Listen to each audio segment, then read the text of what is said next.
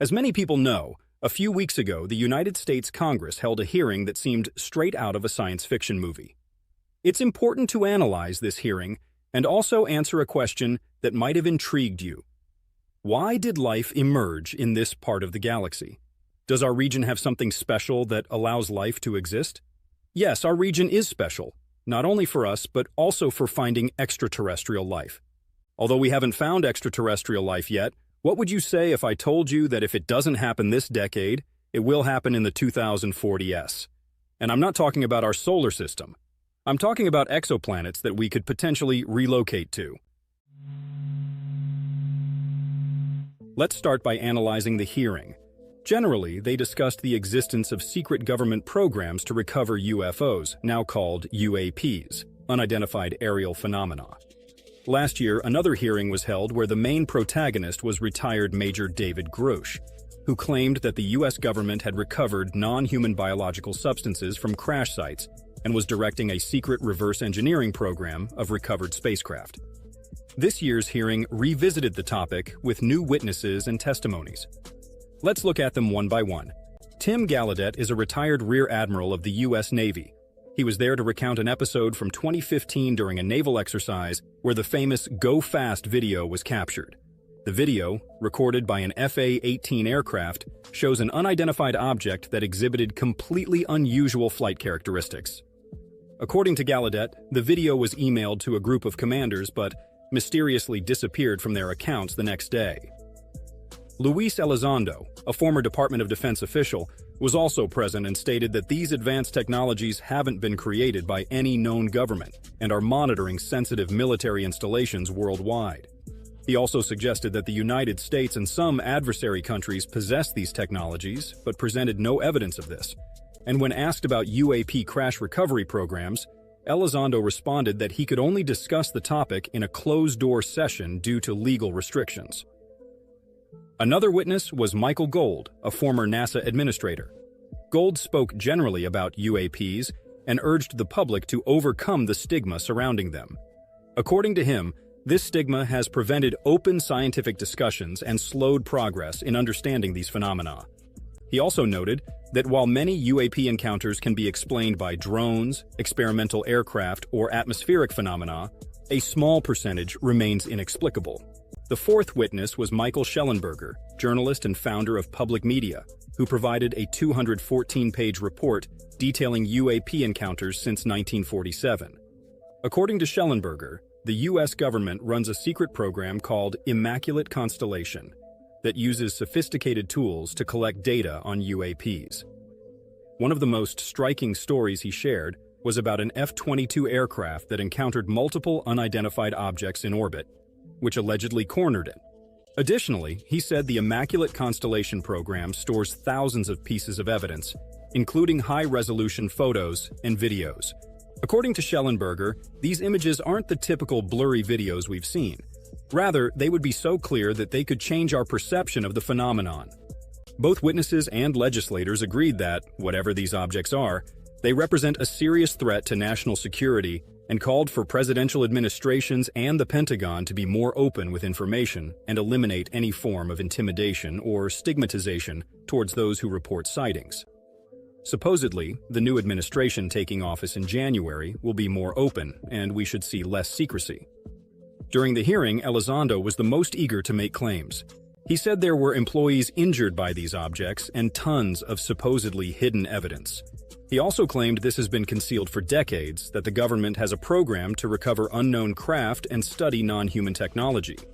Furthermore, he assured that some of these craft contained unidentified biological remains, but it all remained testimony. He offered no proof. It's important to note that there's no doubt the UAP phenomenon is real. There are objects that we don't really know what they are, but that doesn't mean they're extraterrestrial. At the hearing, even a legislator asked one of the witnesses if he believed they might not necessarily be spacecraft, but living beings. And he said that based on how we constantly redefine what life is, he wouldn't dare make any claims about it. The fact that we see objects we can't understand and that appear to have intelligence doesn't mean they're operated by other intelligent beings. The objects themselves could be the intelligent beings, but all of this remains speculation. They could be intelligent beings, yes. They could be extraterrestrials, yes. They could be us from the future also. They could be various things, but until we have proof, everything remains testimonial. During the hearing, eccentric hypotheses also emerged, such as the possibility of submarine bases of extraterrestrial origin. This was raised by a congressman, but the witnesses preferred not to speculate much about it. However, one of them mentioned that a source described orbs that emerge from the ocean to meet other orbs in the sky. There's supposedly video of this, but they didn't show it either. Of course, the Pentagon has denied all these accusations. In an official document, they stated they have no verifiable evidence of extraterrestrial activity or programs to recover alien technology. When witnesses were asked why they thought the Pentagon continued to deny everything and remain so secretive about this topic, Elizondo said it was because they feared appearing vulnerable to the world regarding the existence of a possible threat they didn't understand and didn't know how to defend against. Something interesting this time was that legislators weren't only seeking answers about whether these phenomena have extraterrestrial origins, but were also questioning how government funds were being used. Some members of Congress argued that if money is being spent on something that doesn't exist, there's a transparency problem, and if it does exist, the public has a right to know. For many, this lack of transparency further fuels conspiracy theories and cover-ups. Now, let's talk about why we emerged in this part of the galaxy and not elsewhere. Our location in the Milky Way is perfect not only for our life, but also for finding extraterrestrial life. Think of our galactic home as a small corner in a well-located neighborhood. We live in the Orion Arm, a kind of suburb of the Milky Way. We're far from the busy and overcrowded galactic core, but we're not lost in the empty outskirts either. This location surrounds us with stars that are mostly rich in metals, like our Sun. When astronomers talk about metals, they're referring to elements heavier than helium, like iron and magnesium, which are essential for forming planets. In comparison, older stars outside the galactic plane, in what's called the thick disk or galactic halo, have fewer metals because they were born before supernovas enriched the galaxy with more complex elements. These metal-poor stars have less material to form planets, making them less conducive to life as we know it. In contrast, the metal-rich stars in our galactic arm not only form planets easily, but generate a greater diversity of worlds, from rocky ones like Earth to gas giants. So, our galactic neighborhood has great potential. But even though we live surrounded by promising stars, finding life remains a great challenge. First, there are the distances. The closest star to us, Proxima Centauri, is 4.2 light-years away.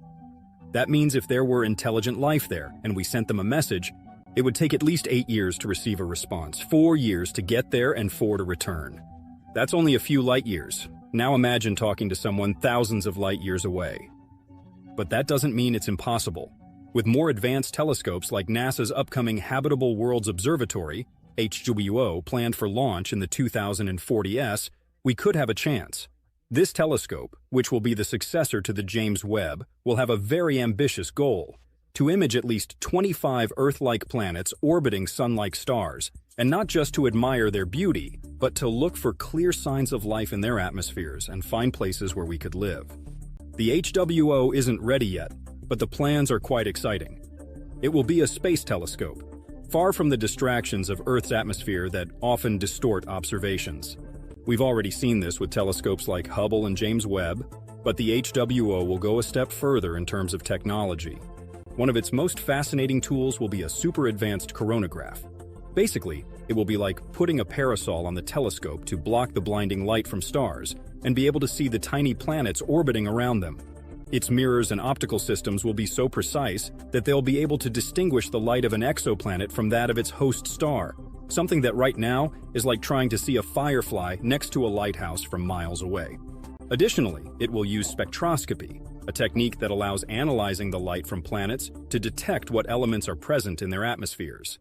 The HWO will look for planets that aren't too large or small or at the ideal distance from their star to avoid extremes of heat or cold, and have atmospheres with key elements like oxygen, nitrogen, and carbon dioxide. The goal is to launch it around 2040, which seems like an eternity, but it makes sense if you think about the project's complexity. Developing and building a telescope is difficult. The James Webb took over 20 years, and the HWO will be even more advanced.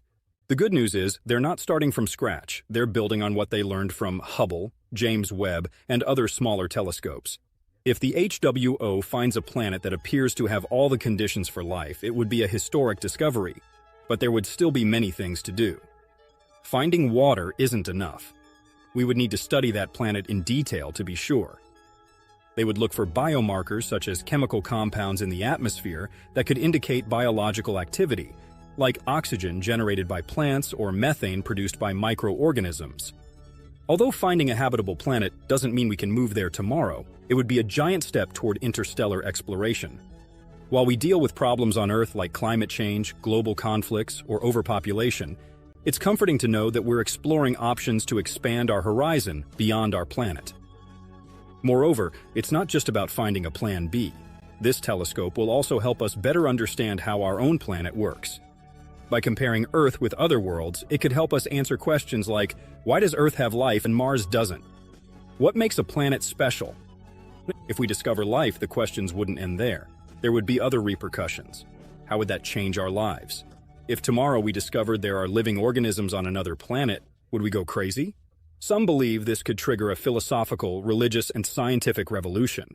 Others think that after a shocking headline, we'd continue as if nothing happened, worried about more earthly matters.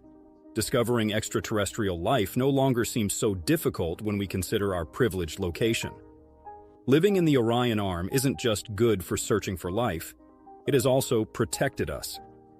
The galactic core, full of stellar explosions and deadly radiation, would be a terrible place for life. If we were closer to there, radiation would probably have already destroyed any possibility of our existence. On the other hand, stars on the outer edges of the galaxy are too far apart and have fewer essential elements to form planets. So we're right at the midpoint, far from chaos, but not so isolated as to be left without resources to form diverse planets. What do you think about all this? Do you believe we'll find extraterrestrial life in the coming decades? How do you think humanity would react to such a discovery? I invite you to reflect on these questions and stay informed about advances in space exploration. The future of humanity might lie beyond the stars we see each night. Thanks for watching until the end. If you found this video interesting, share it with others who are also interested in astronomy and the search for extraterrestrial life. Until next time.